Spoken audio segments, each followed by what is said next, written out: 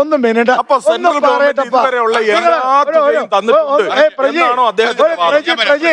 നമ്മൾ ഇവിടെ ഇരുന്ന് ചർച്ച ചെയ്തിട്ട് വിക്കിപീഡിയ പൊന്തിച്ച് കാണിച്ചിട്ട് 5000 അല്ല വേണ്ട എന്തെങ്കിലും കാണിച്ച 5000 കോടി എന്നല്ല.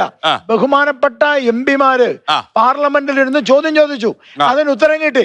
ആ ഉത്തരം ശരിയല്ലെങ്കിൽ നിങ്ങൾ രണ്ടാമത് സുപ്രീം കോടതി പോ, അല്ലെങ്കിൽ അവിടെ ചോദ്യമാ. ഏതെങ്കിലും പാർലമെന്റില്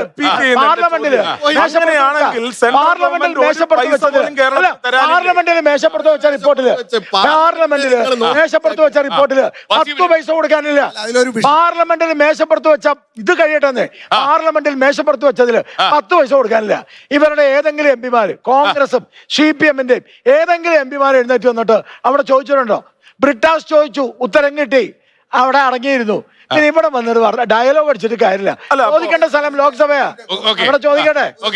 ആഡ് ചെയ്യാൻ വേണ്ടിട്ടാ ഈ കടം അല്ലെങ്കിൽ പണം കൊടുക്കാനുണ്ട് എന്ന് പറയുമ്പോ ഈ കൊടുത്ത പണം വകമാറ്റി തീർത്തത് കൊണ്ടും അതുകൊണ്ട് തന്നെ ഇതിന്റെ ഡീറ്റെയിൽസ് അവിടെ അവരോട് പണം കിട്ടാനുള്ള കടം പോലും കിട്ടാത്തതിന്റെ കാരണം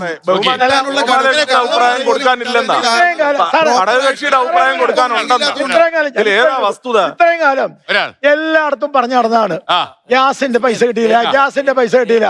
അവസാനം ഈ കാര്യം പ്രേമേന്ദ്രൻ അവിടെ ചോദിച്ചു ഗ്യാസുമായി ബന്ധപ്പെട്ട്. കൃത്യമായ ചോദ്യം പ്രേമേന്ദ്രൻ GST-യുടെയും ഗ്യാസിന്റെയും ചോദിച്ചപ്പോ വളരെ കൃത്യമായ ഉത്തരം കിട്ടി. 10 പൈസ കൊടുക്കാനില്ല, പിന്നെ ചോദിച്ചിട്ടില്ല.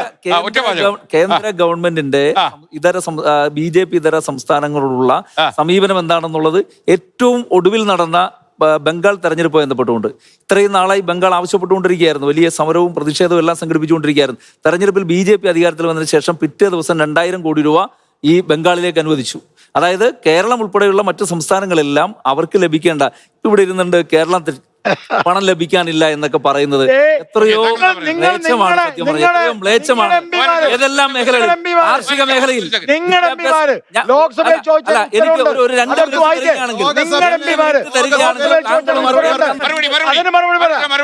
ഒരു 2 മിനിറ്റ് തന്നു കഴിഞ്ഞാൽ വിദ്യാഭ്യാസ മേഖലയിൽ, കാർഷിക മേഖലയിൽ മനസ്സിലാക്കുന്നത് 1757 കോടി രൂപ ഇപ്പൊ കേരളത്തിന് കാർഷിക മേഖലയിൽ മാത്രം കൊടുക്കാനുണ്ട്. ഞാൻ ചോദിക്കട്ടെ, ഒരു സിമ്പിൾ കാർഷിക മേഖല ചോദിച്ചോണ്ട, നെല്ലിന്റെ ഉൽപാദകർക്ക് കേരളം കൊടുക്കാനുള്ള പൈസ കൊടുത്തിട്ടില്ല, കേന്ദ്രം കൊടുക്കാനുള്ള പൈസ കൊടുത്തു. കർഷകരുടെ കാര്യം, നെല്ലിന്റെ ഉൽപാദകർ കർഷകരല്ലേ? നെല്ലിന്റെ ഉൽപാദകർ കർഷകരാണ്.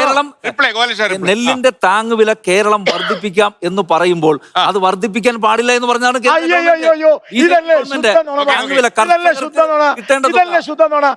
നെല്ലിന്റെ താങ്ങുവില 2 രൂപ വർദ്ധിച്ചപ്പോ 1 രൂപ കുറച്ചവരാണ് കേരളം. കേരളം വർദ്ധിപ്പിക്കാൻ മോശം